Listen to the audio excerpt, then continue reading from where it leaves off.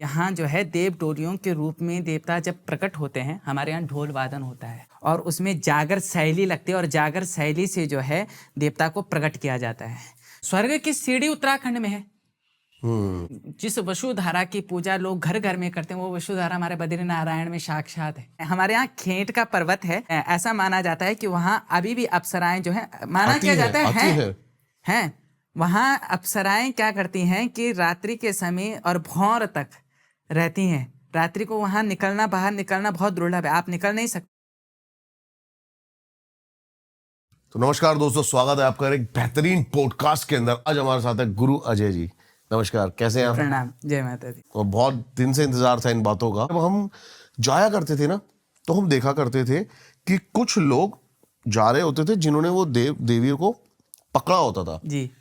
क्या ओरिजिन है उनका? आप उनका थोड़ा सा बताओ, उनके बेसिक से, ताकि जिनको नहीं पता हो सब तक पहुंचे ये बात। देखिए, देव डोलियों का जो प्रसंग आता है ये हमारे उत्तराखंड और हिमाचल में बहुत ज़्यादा प्रचलित है। यहाँ जो है यह देव डोलियाँ एक प्रकार से देवी का स्वरूप है, जिसे कहते हैं ना कलयुग में एक प्रकार से भगवान ने जब महाभारत की या फिर रामायण के अंतर्गत भगवान राम जी आए तो भगवान ने जब सारी लीलाएं कर ली, भगवान ने देखा कुछ शेष नहीं रहा तो भगवान ने कहा तपस्या करने चलो। कहाँ चलो? कहा कि उत्तराखंड में चलो। आपने सुना पांचों पांडव जो है लास्ट में उत्तराखंड को गमन कर गए। सारे देवता, जितनी भी देवता लोग हैं, ये सब उत्तराखंड में अभी भी वास, इसीलिए देवभूमि कहा गया है। यहाँ देवता का जागृत स्वरूप है, ये भगवान का सर है, ये भगवान का जागृत स्वरूप है।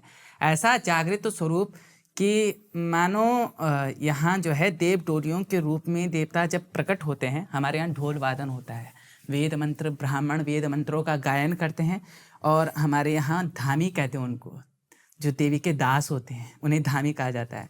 तो उन धामियों द्वारा जो है ढोल का वादन होता है और उसमें जागर शैली लगती है और जागर शैली से जो है देवता को प्रकट किया जाता है। फिर वो देव डोलियों के रूप में प्रकट होती हैं। फिर उनमें कंपन आता है। कंपन आने के उपरांत जो है जो उनके पशुआ अवतारी होते हैं उन पे उस शक्ति का एक अंश मात्र जो है, एक अंश मात्र जो है उनके शरीर पर वो चीज़ प्रवेश करती है और जब वो शरीर पे प्रवेश करती है उसके उपरांत जो है वह तीनों कालों का, और इस समय ऐसा मानिए कि उस समय उस व्यक्ति के अंदर जो है सुपर नेचुरल पावर्स हैं। वो व्यक्ति अपनी अवस्था में नहीं, उसमें आत्मा का वास नहीं, उसमें परमात्मा का वास हो चुका है। उस परमात्मा का स्पर्श मात्र जो है उसके दिमाग को बिल्कुल विपरीत कर देगी और अपनी अवस्था लेके आ जाएगा। उस समय वो अपनी चेतना में नहीं होता। फिर वो जब अपनी चेतना में ना हो करके फिर जब वह नृत्य करता है जागर शैली में, उनको देवताओं को याद दिलाया जाता है।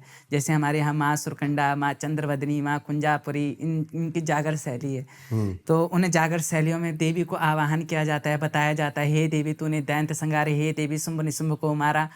तो उसमें देवी को इस प्रकार से जब जागृत किया जाता है तो उस समय जो पशुआ होता है या डोली होती है उनमें आवेश होता है, बहुत अत्यधिक आवेश आता है। फिर हमारे उसमें उनको शांत किया जाता है, धीरे धीरे धीरे धीरे शांत किया जाता है। शांत करने के उपरांत पशुआ अवतारियों से और जो देव डोलियों से है उनसे प्रश्न किया जाता है कि हम यहाँ किस विषय से आ रखे हैं। तब देव डोलियाँ बताते हैं कि आप इस विषय से आ रखे हैं, आपका ये कारण था और इस कारण का समाधान ये है, आप इस भूल चूक के कारण ये परेशानियां झेल रहे हैं। तो यह बड़ी उत्तराखंड की विशेष बात है कि यहाँ पर जो है साक्षात देवता जो है निवारण करते हैं, किसी मनुष्य के हाथ की बात नहीं है। यहाँ देवताओं का वास है। मतलब एक तरह से सभा है ये, एक प्रकार की देवताओं की सभा है ये। हाँ। जिसमें लोगों के कष्टों को हल किया जाता है। स्वर्ग की सीढ़ी उत्तराखंड में है। अगर आप जाएंगे, स्वर्ग की सीढ़ी उत्तराखंड है। जिस वसुधारा की पूजा लोग घर घर में करते हैं वो वसुधारा हमारे बद्री नारायण में साक्षात है। हमारे यहाँ भगवान श्री कृष्ण जब सारी लीलाएं रच गए तो अर्जुन का हाथ पकड़ के नर नारायण पर्वत के रूप में बैठ गया बद्रीनाथ में। आज भी नर नारायण के रूप में 2 पर्वत हैं। अच्छा। उन 2 पर्वतों में ये कहा जाता है जिस दिन वह 2 पर्वत आपस में मिल गए बस उस दिन कल के अवतार प्रारंभ हो जाएगा। अच्छा। बाबा केदार, माँ, अगर देखा जाए तो माँ पार्वती जिनके पिता हिमाचल, वो हिमालय कहाँ है? हमारे उत्तराखंड में है। उत्तराखंड में। तो हिमालय आज भी जीवित है, हिमालय आज भी जीवित है। माँ पार्वती, भगवान शंकर हिमालय में विराजने वाले, कोटेश्वर धाम हो गया, चाहे हमारा केदारनाथ धाम हो गया, यहाँ आज भी साक्षात बाबा विद्यमान है इस स्वरूप में कि अगर एक छोटी सी त्रुटि हो जाए तो वहाँ प्रलय आना प्रारंभ हो जाता है। तो ये तो बड़ी हमारे लिए सौभाग्य की बात होती है कि हम उत्तराखंड से हैं। जब हमें कोई पूछता है कि आप कहाँ से हैं, तो हम बोलते हैं हम देवभूमि उत्तराखंड से, देवभूमि उत्तराखंड से, क्योंकि यहाँ देवों की भूमि है और सत्यता में है। यहाँ कण कण में भगवान है। आप किसी मोड़ पे चले जाओ, आपको किसी मृत व्यक्ति होता है ना, तो आपके यहाँ मृत व्यक्तियों को क्या किया जाता है? उनको मोक्ष प्रदान कर दिया जाता है। हमारे यहाँ उनको मोक्ष के साथ साथ में उनको नारायण स्वरूप दे दिया जाता है, उनका मंदिर बना दिया जाता है। जैसे कि हमारे वहाँ अलेरू में है एक रथी देवता मंदिर। अच्छा, क्या है ये?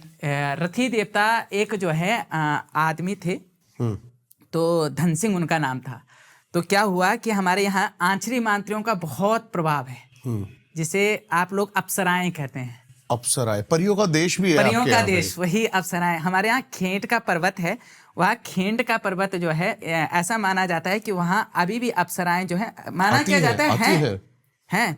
वहाँ अप्सराएं क्या करती हैं कि रात्रि के समय और भौर तक रहती हैं। रात्रि को वहाँ निकलना, बाहर निकलना बहुत दुर्लभ है, आप निकल नहीं सकते। अगर आप निकल गए तो आपको हानि झेलनी पड़। कहा जाता है वहाँ एक गुफा है, जहाँ आधी गुफा तक आप जाओगे तो वापस आपका आने का मार्ग नहीं है, आप नहीं आ सकते। वहाँ परियां आती हैं, स्वयं परियां आती हैं वहाँ, स्वर्ग की परियां हैं। हमारे उसमें कहा जाता है कि खेंट की आंचरी, पेड़ की भराड़ी और खेंट की आंचरी, पेड़ की भराड़ी, 9 नगीर देवता। तो उसमें जो है 9 नागों की श्रेणी बनी हुई है। उन 9 नागों के मध्य जो है वहाँ पर परियों का देश है। और उन परियों के देव, वहाँ एक विशेष आपको बात बताता हूँ, ये बड़ी अचंभे बात, आपको बड़ा आश्चर्य होगा। वहाँ पर ना अखरोट होंगे, आप उन अखरोटों को वहाँ पर खाइएगा, बड़ा स्वाद लगेगा। आप उनको घर लेके आएगा, आपको सारे अखरोट खराब मिलेंगे और पक्का मिलेंगे। अच्छा। पीढ़ी के भराड़ी के मंदिर के बाहर जो अखरोट के पेड़ हैं, उसका अखरोट का फल आज तक कोई घर नहीं लाता। क्यों? क्योंकि वो जो है खराब हो जाते हैं, सड़ जाता है। हाँ, स्वतः ही सड़ जाता है। और आप वहाँ खाओगे, आपको सारे फल एकदम ताज़ा मिलेंगे। लेकिन घर आते वहाँ पर अभी भी जैसे धान की फसल होती है, तो सारे लोग धान की फसल करते हैं। तो धान की फसल करने के उपरांत जो है वहाँ पर परियां आती हैं। तो क्या करते हैं, हमारे गढ़वाल में धान को काट के रख दिया जाता है। परियां क्या करती हैं, उन धान को कूटती हैं वहाँ। अच्छा। कूट कर रखती हैं, और वहाँ जो ओखल है जिसपे कूटा जाता है वो उल्टा है।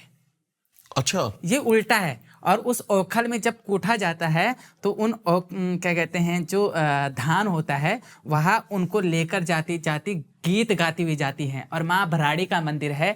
आधा धान, जब आप जाएंगे तो धान की जब कटाई होती है तो आप रास्ते में देखेंगे कि धान गिरा हुआ मिलेगा, और जबकि वहाँ रात को बाहर कोई निकलता नहीं, तो धान कहाँ से गिर गया। और माँ भराड़ी का मंदिर इतनी ऊपर है, उस क्षेत्र में है जहाँ पर रात को आदमखोर बाघ और इन चीज़ों का बहुत डर होता है। वहाँ कौन जाएगा? कोई नहीं जा सकता। तो क्या होता है कि वो भराड़ियाँ आंचरियाँ जाती हैं, जिन्हें अप्सराएं कहते हैं, वह धान लेकर माता भराड़ी को चढ़ा करके बाकी अपने स्वर्ग लोक में जाती है। तो हमारे उत्तराखंड में तो धान भी जो है देवता यहीं से लेके जाते हैं। तो ये बहुत अचंभित कर देने वाली बात है।